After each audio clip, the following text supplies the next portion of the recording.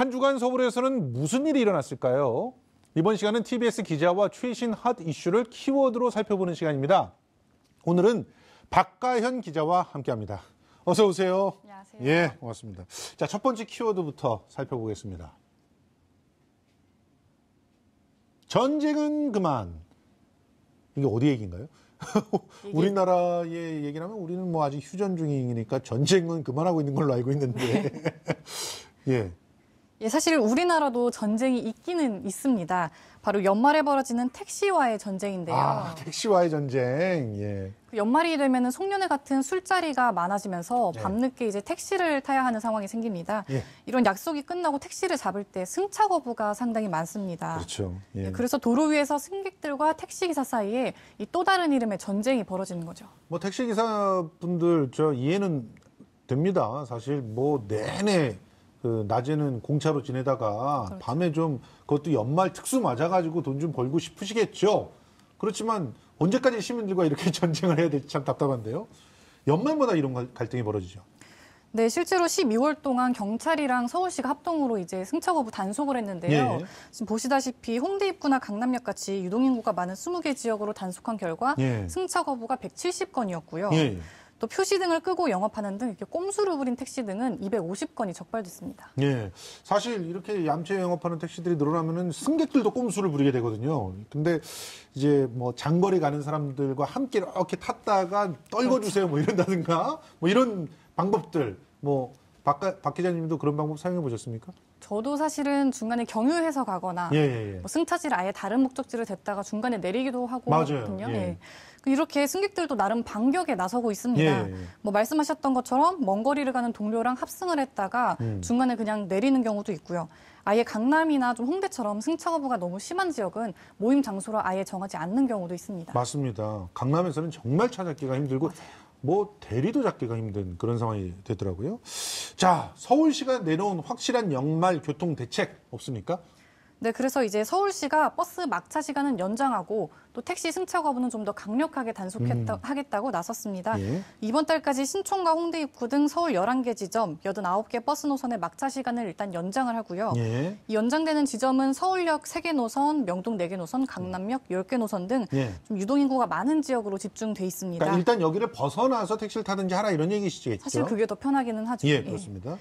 이렇게 쉬는 해당 지점에서 시내버스를 새벽 1시까지 운행하겠다고 했고요. 예. 또 이제 오는 31일부터 새벽까지 예. 이어질 타종식 행사가 있잖아요. 예. 이때도 또 시민들이 굉장히 많이 몰릴 것 같은데 예. 이때는 이제 101번, 103번 등 종로 일대를 경유하는 이 15개 노선 운행을 새벽 2시까지 늘리기로 했고요. 예. 승차 거부 단속하는 공무원도 평소 인원의 4배까지 늘리겠다고 아, 했습니다. 그렇군요. 뭐 사실은 그나마 다행이라고 생각이 되는데요. 사실 현장에서 승차 거부를 가장 많이 당하고 목격하고 하는 사람들이 시민이잖아요. 이 시민들이 어떻게 공무원 대신해서 신고한다거나 할 수는 없을까요? 네, 시민도 120 다산 콜센터를 통해서 이제 신고를 할 수 있는데 예. 다만 이제 최근 조사에 따르면 승차 거부 신고의 90%가 예. 증거가 없다라는 아. 이유로 인정이 되지 않고 있다고 합니다. 예. 그래서 이제 신고법을 좀 더 정확하게 알고 계시면 더 좋습니다. 예. 지금 보시다시피 승차 거부 신고는 스마트폰을 활용해서 미리 동영상 촬영이나 동영상 촬영. 예. 녹화 같은 좀 증거물을 좀 확보하는 것이 좋고요. 예. 그리고 예약 등을 켜고 대기하는 차량처럼 좀 예상이 된다 승차 거부가 예. 예상이 된다 싶으면은 미리 좀 준비하셔야 되고 그러니까 녹음 같은 걸 미리 딱 눌러놓고 타서 승차를 할 목적지를 말하고 쫓겨나고 그걸 신고를 해야 되는. 좀 어렵긴 한데 정말로 자기가 신고하고 싶다면 이제 예. 이렇게 해야지만 성립이 되는 거기 때문에 예. 그리고 마지막으로 차량 번호는 반드시 좀 기억이 이거는 진짜 꼭 알아주셔야 될 것 같습니다. 차량 번호 없으면 말짱 도루묵이 될 수 있다는 사실 기억해 주시고요. 그런데 무조건 손님을 안 태운다고 해서 다 승차 거부는 아니라면서요. 네, 분명히 이제 예외 사항도 있는데요. 예.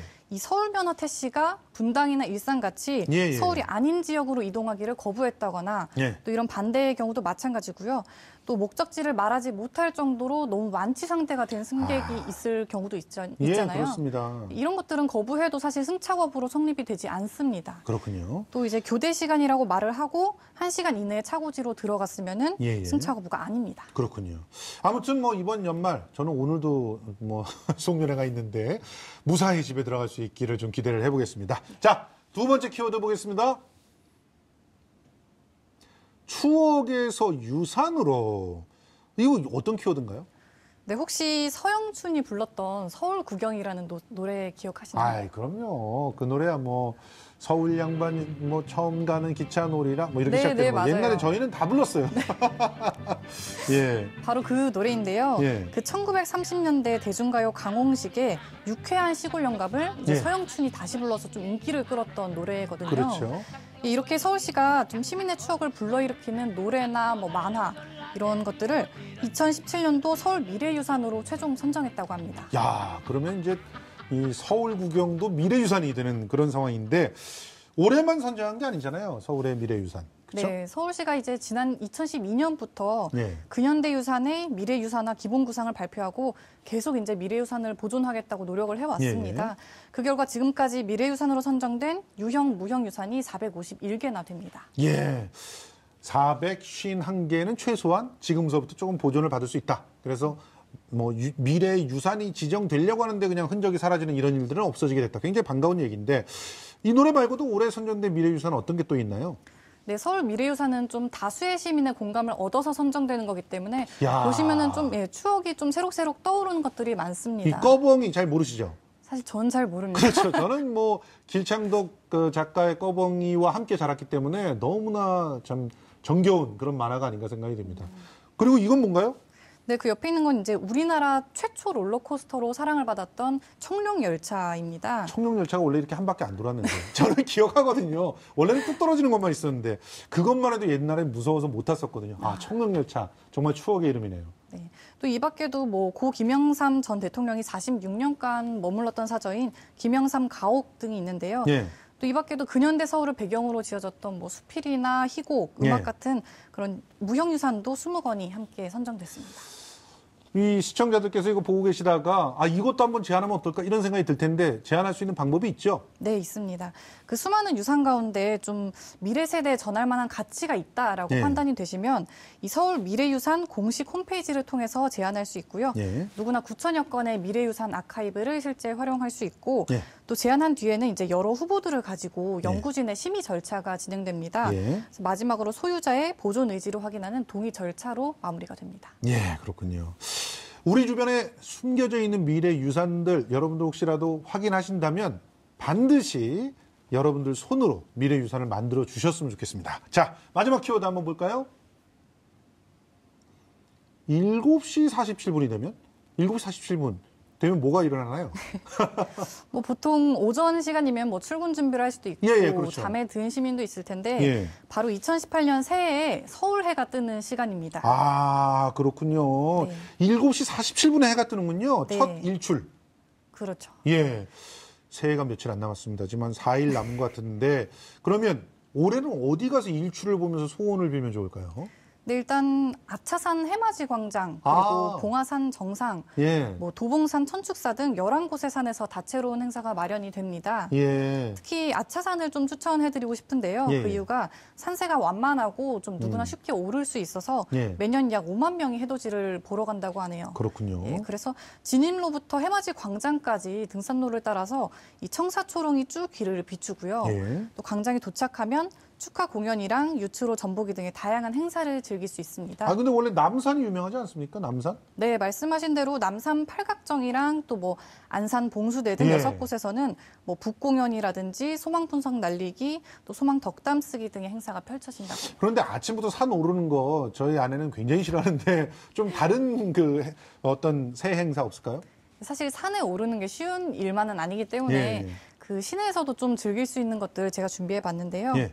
마포구 월드컵공원 하늘공원에서는요. 약 예. 2만 명이 참석한 가운데 사자 탈춤놀이나 대북 공연 등이 진행된다고 예. 하고요.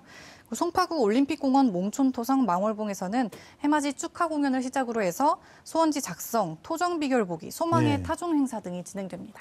예, 저도 여기 하늘공원에서 해맞이 했던 기억이 좀 납니다. 그때 거기 공공기관에서 일하고 있을 때 구청장님이 가시기 때문에 같이 다 같이 갔는데 굉장히 추웠던 기억이 나요. 옷 든든히 입고 또 새해 소원 함께 비는 그런 시간 가져보셨으면 좋겠습니다. 자, 지금까지 박가연 기자였습니다. 고생하셨습니다.